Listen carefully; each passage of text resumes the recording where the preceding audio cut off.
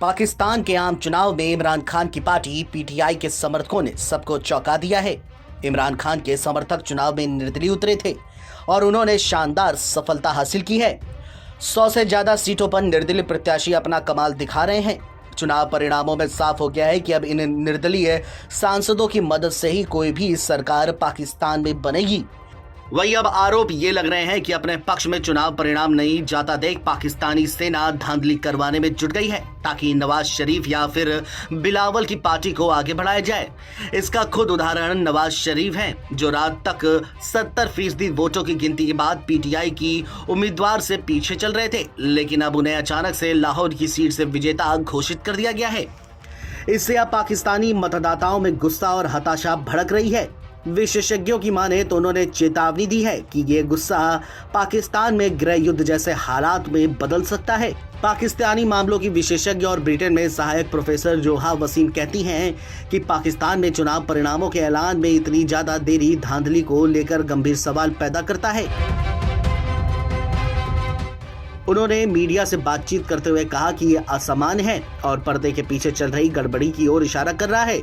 उन्होंने कहा कि पिछले कुछ सप्ताह से ये संकेत दिया जा रहा था कि नवाज शरीफ सत्ता की ओर बढ़ रहे हैं, लेकिन अब इसको बड़ी चुनौती मिल गई है। वसीम ने कहा कि पाकिस्तानी सेना ने इमरान समर्थकों के खिलाफ दमन चक्र चलाया और उन्हें प्रताड़ित किया और अब इसका ये दाव भी उल्टा पड़ गया है।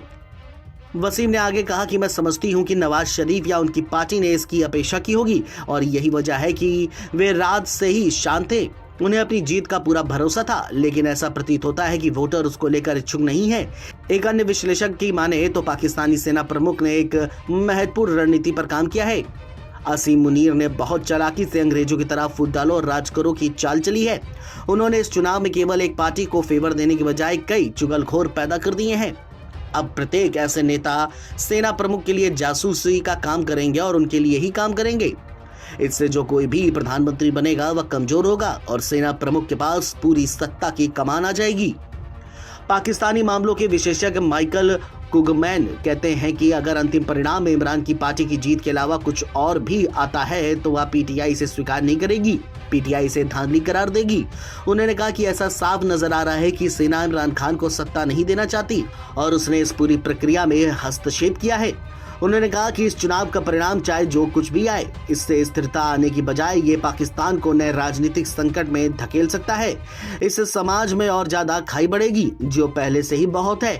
इससे एक नई कानूनी लड़ाई शुरू हो सकती है और इससे जनता में विद्रोह भड़कने का खतरा भी पैदा हो सकता है। उन्होंने कहा कि इसमें एक चेतावनी है। सेना अगले 3 दिनों के अंदर में पीटीआई के निर्दलीय सांसदों को किसी भी पार्टी में शामिल होने के लिए बाध्य भी कर सकती है, फिर चाहे वह नवाज शरीफ की पार्टी हो या फिर बिलावल की पार्टी। कुल मिलाकर के अब ऐसा लग रहा है कि आम चुनाव के बाद पाकिस्तान में गृह युद्ध जैसे हालात हो सकते हैं। अगर ऐसा हुआ तो पाकिस्तान के लिए यह अच्छा नहीं होगा।